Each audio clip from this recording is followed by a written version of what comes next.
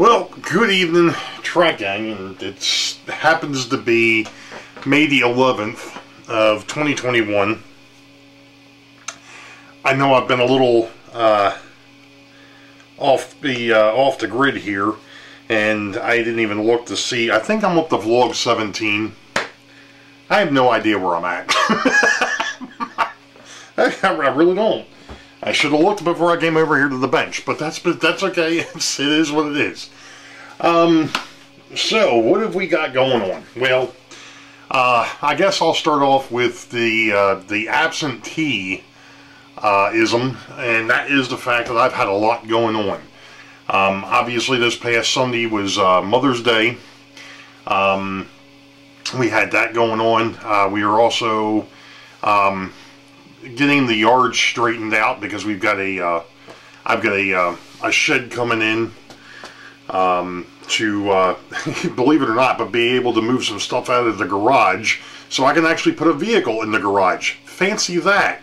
Who would have thought? A car in the garage? You know, because right now all of our lawn stuff and our lawn, the lawn furniture, the tractor, and all that other stuff is in the garage, and there's no room for a vehicle. So they're going to be coming out to do that, and of course, in the midst of everything, we found out the other day that our air conditioning went up.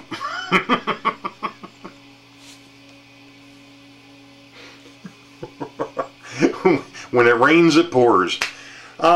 Anyway, so, and then next week, not this week, next week my daughter will be graduating from college, so we were getting things straightened out around the house for that. So needless to say, I've been a little bit busy. But I have gotten a few things done. I actually went through the other night and I actually organized the bench. And another thing, imagine that, an organized workbench. Unfortunately, I put the camera a little bit too far away, so we'll do it this way, and just shake the living heck out of everything while we're doing it. Okay, so as you can kind of see, I labeled a lot of the these little bins. In fact, there's KD 148s. These here are the, I think these were the replacement for the number 5s. And then of course I've got the 151s, which are the scale heads. I do have a bunch of KD number 5s. And then I've got a bunch of, I think these here were Bachmann Easy Mates. Not a bunch, I've got a few. And then I've actually got some KD couplers that need to be repaired, and what I mean by that is they've lost their spring that closes the knuckle. I've actually got some parts on the way for those, and of course for the number 5s I've also got centering springs. I've got I don't know why I've got some screws. Of course I've got screws loose, but everybody knew that. So I actually, the other night, I went through and started working on some of the rolling stock. Now these are cars that came in that big batch that I had gotten. These here, I believe, are Roundhouse cars. They're all labeled for the Frisco, and each one of them's got a different number. Now, the nice thing with these is they came with KDs, so I didn't have to use any of the new ones. So what I will have to do, though, is I am going to have to get car cards made for those before they can go on the layout. But I've also got to go ahead and start converting the rest of my rolling stock over so that I can actually use those. Now, in the process of working on those, I found out that I had another car that I needed to work on. and that happens to be this guy. Now, this is a 50-foot, oh, that's cute, the wheel came off. This is a 50-foot single-door boxcar. This is, it's kind of hard to see, I'm sure, on camera, but this is done up for the Maryland and Pennsylvania. If anybody's familiar, that happens to be one of the fallen flags of the area near where I live. Now, the issue with this car is it's been cannibalized. Why do I say it's been cannibalized? Well, the coupler pockets here don't have the covers anymore because I needed those covers on another car or two to fix them because I broke the coupler covers. Well, guess what else is coming in the mail? So this video may end up being a mail call before it's all said and done. But that's kind of where we're at. Is this thing actually zoomed out? Oh, that was zooming in. Okay, it is zoomed out. Just looked a little close. One of the other things I did not mention the other night, or the other week when I was playing around with this Workbench, is that I actually have a piece of track set up here in the background. Now, this here happens to be some Bachmann Easy Track, and if anybody recognizes that locomotive, not the one I just moved, the New York Central here, I haven't actually had a chance to work on it yet, but I do have a test track sitting back here, so I can test the locomotives once I'm done instead of having to hook a pair of alligator clips up to the motor leads and run them that way. So I actually do have a way of testing locomotives. Now, granted, it's a short run. I may end up moving things back here a little bit to give myself a little bit more track, especially for when I have to work on, say, like the 210-2, my big steam locomotive. But at least I have some way of running them back and forth and making sure that they're running on track instead of just putting power to the motor. So that's where I'm at the moment. Now, behind me on the old mobile bench, I have got stuff that I have to finish putting away. And yeah, I've got this. You know what? I was going to talk about this thing a little bit. This, like I mentioned before, is an old, and I think this might be, it might be brass. It's a very old piece. It came off my father's layout years and years and years ago. I actually went ahead, and if you're wondering what I'm doing, I'm just wrapping the power leads. There is a LED light in the top that will flash when you put power to it. There's spider webs in it. It's because it's been sitting for a while.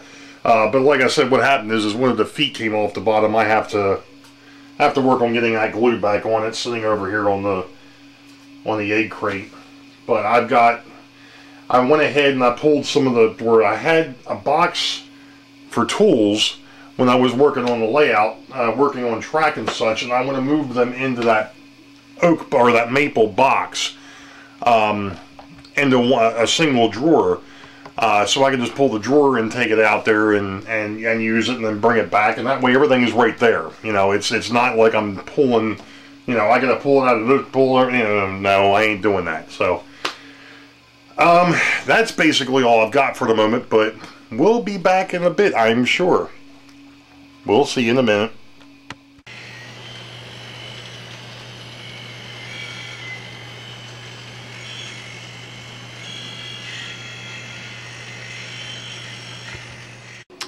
Well, here we are, we're back at it again. And got a bit of a mail call, as you probably just saw from the train going across the screen. This package came from Yankee Dabbler. I was really surprised at how fast it got here, considering the fact that it came through U.S. Postal Service, which is perfectly fine.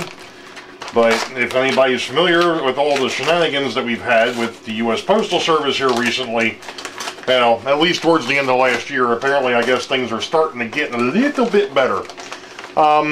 Anyway, what's in the package? Well, let's go ahead and we'll go down here and I'll show you what's in the package. That would be my invoice.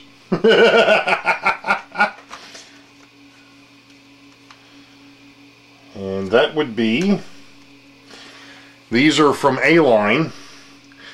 These are metal coupler covers. These are for the Athearn car, and as I mentioned earlier in this video, I've got a Maryland and Pennsylvania car sitting over here where the coupler boxes are missing. So I'll be able to repair this guy and get him on the layout. Now, to a point, this one here is a little bit new for my layout, for my era that I'm playing around in. But because of the fact that it is the home road, I'm going to, or one of the close roads. Actually, I'm sorry, no, this was built in 1970, so that's perfect. I'm sitting between 50 and 70, so there we go. Anyway, I ran out of these little metal clips to hold the couplers on, so I'll be able to put that back together. And I went ahead and picked up another 25 pair of the 158s.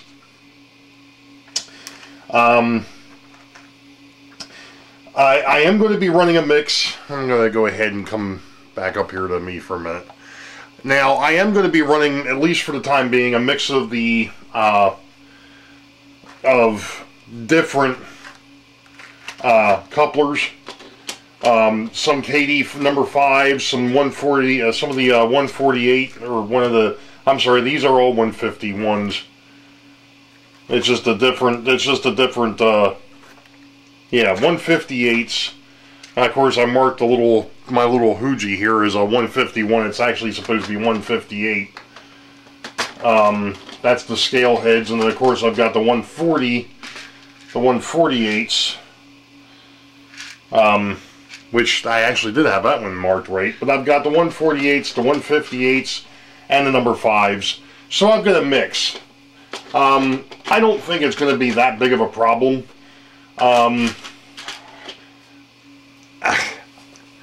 It's one of those things, since I'm just starting messing around with the KD couplers, I'll see what I like and what's working for me.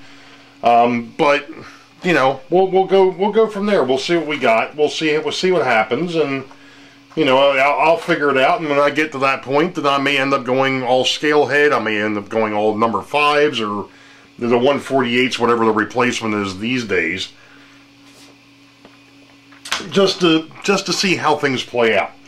Now, while I'm sitting here at the bench, I'm actually waiting for another mail call. But I figured while we're sitting here at the bench, I'd talk about two things here real quick. First off is this New York Central locomotive that came from Santa Fe Bob. That was brand new in the package. It had never been opened, never been run. I went ahead and did some minor work to it just to get it running better, because it had been sitting for so long. And one of the things that kind of was unique with this locomotive is, unbeknownst to me, Tyco years ago, they ran just a rear motor. This is a dual motor. This has actually got a motor in the front and a motor in the rear, which means it's got double the pulling power. This thing, from what I've been able to tell so far, because I did have it on the layout, just to exercise it after I went ahead and did the maintenance on it, I think it's going to pull fairly well. I don't know what I'm going to do with it yet, because I don't actually have a caboose for it, but then again, I've got some other locomotives on the layout that I don't have cabooses for either.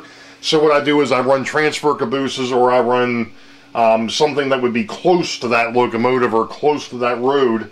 So I'm going to be looking for I guess I'll be looking for a New York Central caboose to run behind this dude. I also went ahead and did some work on the Rio Grande engine that I had. got that working a little bit better. And since now that this guy is up to snuff, we now have a locomotive card for him. Speaking of locomotives, I came across, when I was messing around the other night, something else that Sparky has asked about, and that was the mashup locomotive. I obviously have not done anything else with it. It's still it's still sitting here in pieces. I will get back to it at some point. I would like to probably get back to it a little bit sooner rather than later.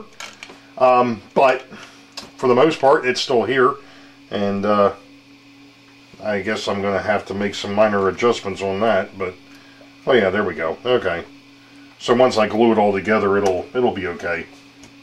So I've got the box with all the parts that I had cut up for it over here. I just have to, and I've got a couple more KD couplers in here too.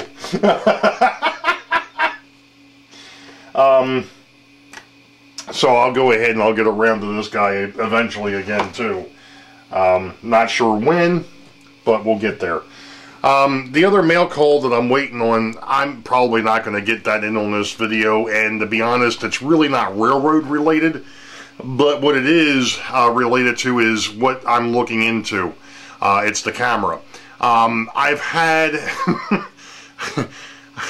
I've got a rather interesting rig sitting here right now with the ring light and so on and so forth to kind of help me out with these videos. The problem with it is the fact that it is rigged, and it's not perfect.